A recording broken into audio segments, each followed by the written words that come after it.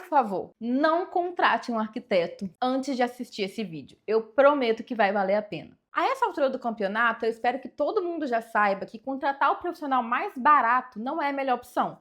Eu não tô falando que o mais caro é sempre o melhor. Eu tô falando que é um critério ruim de contratação você simplesmente naquele de menor custo. Mas você pode me falar, Sara, mas eu não tenho outra opção. Eu não sei julgar, eu não entendo se o arquiteto é bom ou ruim. Eu não sei direito como que eu faço essa análise. Seus problemas acabaram de acabar, porque eu vou dar para vocês 7 itens que vocês precisam verificar ao contratar um profissional de arquitetura. E quem que sou eu para estar falando sobre isso, né? Meu nome é Sara, eu sou engenheira civil, eu executo obras de diversos arquitetos e eu consegui mapear quais são os pontos de maior conflito e que mais geram problema. E, gente, acredita em mim, o projeto é o primeiro passo. Se essa escolha do projeto arquitetônico ela é feita de maneira equivocada, muito dificilmente a obra vai ser tranquila. Porque os profissionais podem ser o melhor possível. Você pode contratar o melhor pedreiro, você pode contratar o melhor marmoreiro, você pode contratar o melhor marceneiro. A base deles é aquele projeto. Então não vai ter como a obra ser tranquila, a obra ser fluida, se a base, que é o projeto, estiver mal feito. Então vamos lá, sem mais delongas, os itens, as 7 coisas que vocês precisam verificar antes de contratar um profissional de arquitetura. A primeira coisa que você precisa fazer é perguntar ao profissional que você está cotando, orçando, se ele recebe RT, Reserva Técnica. O que é isso? A RT é uma comissão que o arquiteto recebe dos fornecedores ou das lojas pela indicação. Exatamente. Esse profissional estaria recebendo 2 vezes pelo seu projeto. Além do que ele te cobrou, ele também lá na frente vai receber diversas comissões pelas indicações. E por que isso é tão ruim? Além de ser uma prática condenada pelo CAL, também é ruim porque isso quebra totalmente a confiança que você pode ter nessas indicações. Se o profissional tá lá recebendo comissão sobre tudo que ele coloca no projeto, quem te garante, primeiro, que ele está indicando o que é melhor para você e não simplesmente o mais caro? Ou segundo, que ele não está fazendo um leilão de indicação? Os profissionais que dão RT, ele indica, os que não pagam RT, ele não indica, mesmo que sejam profissionais excelentes e queriam atender às suas necessidades. Então, eu jamais contrataria um arquiteto que recebe RT. Eu realmente perguntaria, e se ele falasse que não recebe, eu ia falar, você aceita botar uma cláusula no contrato falando que se eu descobrir que você recebe RT, eu posso te processar e você vai ficar me devendo 10 vezes o que você recebeu de RT? Vê o que esse profissional vai falar. Se ele falar que sim, que tá tudo bem, é porque ele realmente é um profissional que não recebe RT. Se ele ficar sim, é porque ele recebe. Então, foge desses profissionais. Fugir dos profissionais que recebem RT já vai eliminar, infelizmente, grande parte dos arquitetos do mercado, porque a grande maioria recebe. Segunda coisa que você precisa verificar. Você precisa verificar se esse profissional trabalha em BIM. Meu Deus, Sara, eu não sei nem o que é isso. Calma. A gente tem alguns programas de arquitetura. O BIM é o que tem mais de moderno.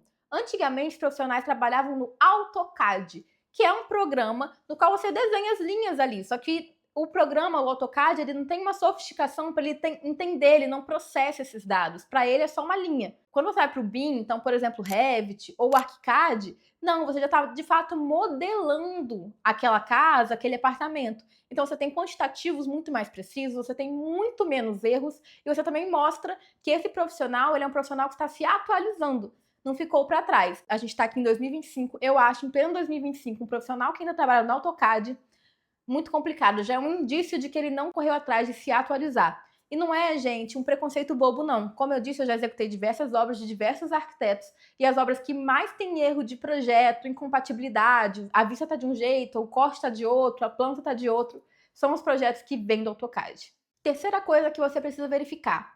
Você precisa entender qual gosto vai prevalecer com esse arquiteto.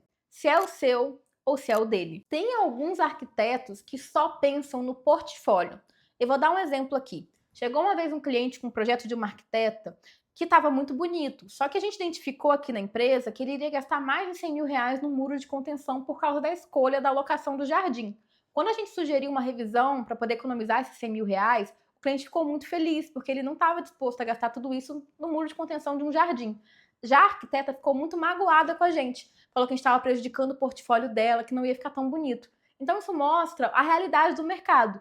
Tem muitos profissionais de arquitetura que estão mais preocupados em, no final, tirar uma foto bonita para postar no Instagram do que em você chegar no final da obra com a sua tranquilidade financeira. Então tem que tomar muito cuidado, tanto nessa questão de arquitetos que querem esbanjar para poder fazer o nome deles em cima do seu dinheiro, quanto com a questão do arquiteto ter uma assinatura própria muito forte, sabe? Só fazer um tipo de projeto.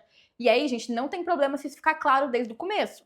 Pode sim ter um arquiteto que escolhe só fazer projetos minimalistas ou só fazer projetos maximalistas. É uma decisão e uma escolha, um direito dele. Só que isso tem que ficar claro desde o princípio. Eu preferiria ir num arquiteto que consegue ali trabalhar entre todos os estilos e que respeite o meu gosto. Mas, né, o arquiteto tem esse direito de nichar desde que ele deixe isso claro bem do começo. Então, entenda muito bem como que esse arquiteto trabalha com relação a isso e se ele dá direito de revisões dentro de uma mesma etapa. Tá? Então, o ideal, no meu ponto de vista, é que antes de você aprovar aquela etapa, você tenha direito ali a quantas revisões você quiser. A quarta coisa que você precisa verificar é se o arquiteto vai permitir que você participe do processo. O que eu quero dizer com isso? Tem muitos arquitetos que chegam ali em alguns detalhes e eles tomam a decisão sozinhos, sem passar isso pelo cliente. É normal que o arquiteto mostre ali o 3D, o render, né, aquela imagem, o mood board, o cliente aprova aquilo, mas tem alguns outros detalhes que você, como cliente, também precisa aprovar. Por exemplo, pontos de tomada. Não sei se vocês acompanharam, mas teve recentemente toda uma confusão ali com a obra da Lara Nesteruk, boa parte por causa da questão da RT, que eu já falei lá atrás, mas também uma coisa que pegou muito foi que ela sentiu falta de diversos pontos de tomada pela casa. E isso acontece porque geralmente os arquitetos saem colocando os pontos que eles acham que são necessários e não aprovam com os clientes. Então é muito legal que você tenha um arquiteto que aprove com você pontos de tomada, pontos de iluminação, onde vai acender e desligar. Às vezes você sente necessidade de um three-way específico. E tudo isso é muito fácil de resolver no papel. Quando chega na obra e tá errado, já é muito mais complexo, principalmente se você vê só depois. Então, eu, se fosse você, também daria uma perguntada. Os detalhes, as minúcias, você vai deixar eu aprovar? Ou você vai fazer, enfim, vai levar para a obra direto sem a minha aprovação? Quinta coisa que eu acho que é muito interessante você verificar. Esse arquiteto tem vivência de obra?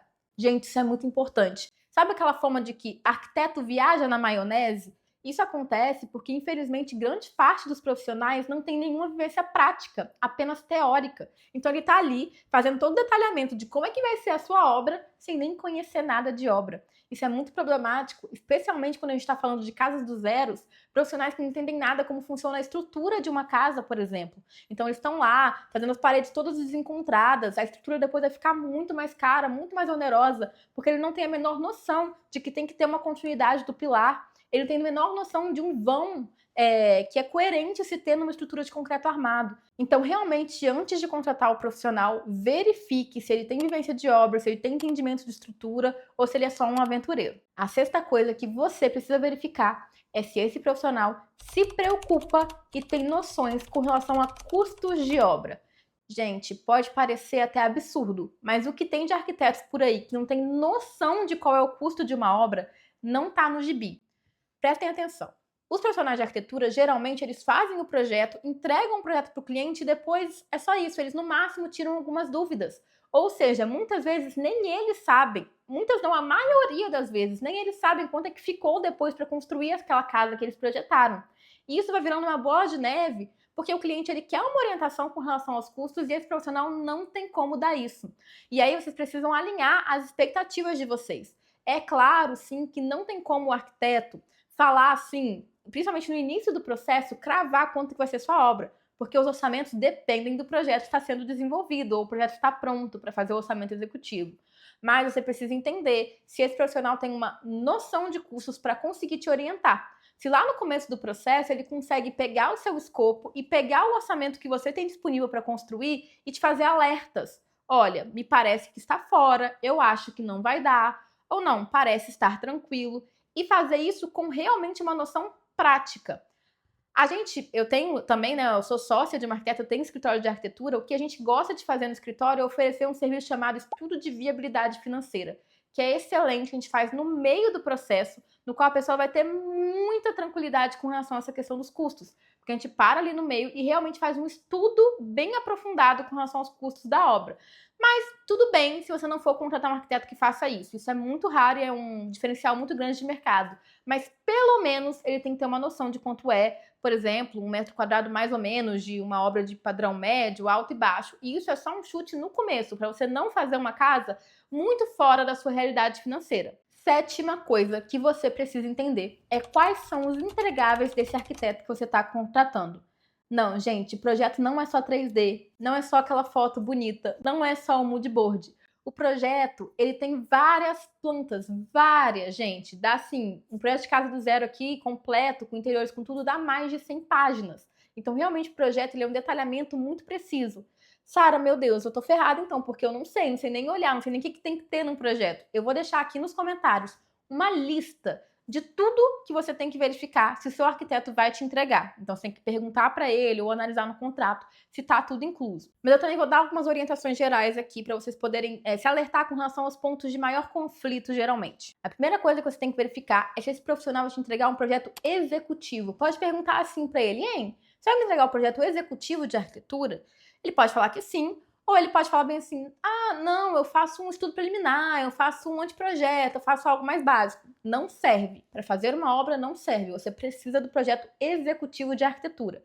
E ainda vão ter profissionais que fazem o projeto executivo e ele vai ser insuficiente. Então, eu vou deixar ali a lista, igual eu falei, de tudo que tem que ter num projeto executivo, tá bom? Vai ficar ali nos comentários, ali na descrição do vídeo, desculpa. Na descrição do vídeo, eu vou deixar a lista de tudo que tem que ter num projeto executivo. Mas se ele já fala que não faz, já é um ponto de alerta. Você precisa de um projeto executivo. Outra coisa que esse profissional tem que fazer, se for uma casa do zero, principalmente, é o projeto legal, que é aquele projeto que vai para a prefeitura. Algumas pessoas também acham que isso é o projeto. Gente, não é. É só um dos itens do projeto. Esse projeto, assim, naquele formato, para a prefeitura poder aprovar. E a terceira coisa que eu perguntaria se fosse você é se esse profissional de arquitetura, de novo, numa casa do zero, vai compatibilizar esse projeto com os demais. Porque, gente, esse vídeo todo aqui é sobre projetos de arquitetura e tem outros, tá bom? Tem o estrutural, tem o hidráulico, tem o elétrico. Então, é muito importante que tenha um profissional responsável por pegar todos esses projetos, juntar e ver se não tem nada assim, sei lá, uma tubulação no meio da porta, um pilar passando no meio da janela, sabe? Precisa de alguém para juntar tudo, para não ficar aquele negócio de trabalho de escola que cada um fez uma parte, chega na obra, tá cheio de problema. E geralmente o profissional que fica responsável por compatibilizar tudo isso é o seu arquiteto, se for um bom arquiteto, se for um arquiteto que entende de obra. Se ele não entender, ele vai fugir dessa responsabilidade. Esses são os itens que eu verificaria para poder contratar um arquiteto. Vou deixar só uma observaçãozinha aqui. Se você for contratar um projeto sem interiores, que eu não recomendo, eu realmente recomendo que todos os projetos tenham sim interiores, eu acho muito importante. Posso gravar um outro vídeo falando mais sobre isso. Mas de qualquer forma, se você for contratar sem interiores, verifique o que esse profissional que você está contratando considera interiores. Porque eu já vi muitos profissionais não entregarem paginação de piso, bancada, falando que isso era interiores. E eu acho isso muito esquisito. Interiores, para mim, é apenas marcenaria, escolha de mobiliários, escolha de equipamentos. E isso já é algo que eu acho muito importante, porque você está fazendo lá, especificando os pontos elétricos, você precisa saber quais equipamentos vão estar ali. Então eu já não gosto muito da ideia de fazer um projeto sem interiores. Quem dirá quando o arquiteto considera que interiores é piso e bancada? Gente, como que você construir uma casa sem paginação de piso, sem detalhamento de bancada? Para mim não faz o menor sentido. Isso é sim acabamentos, mas faz parte, para mim, de um projeto executivo padrão, mesmo que você contrate sem interiores. Então, só tome cuidado se você for contratar um pacote mais pocket, que tira algumas coisas para poder economizar, de não tirar algo que é essencial para a construção da sua casa. Vou finalizar aqui fazendo meu jabá. Eu sou sócia de uma arquiteta e a gente se tornou sócia justamente porque ela concorda com todos esses pontos que eu falei. Então, se você quiser um projeto de arquitetura, a gente atende para o Brasil inteiro. Eu vou deixar ali os nossos contatos aqui na descrição. Mas se você faz questão que o profissional seja ali da sua região, a gente é aqui do Espírito Santo, né? Como eu disse, a gente consegue atender o Brasil todo. Mas se você fizer questão de um profissional local, eu dei todo o passo a passo ali para você fazer essa escolha de maneira consciente. Espero que tenham gostado. Até o próximo vídeo.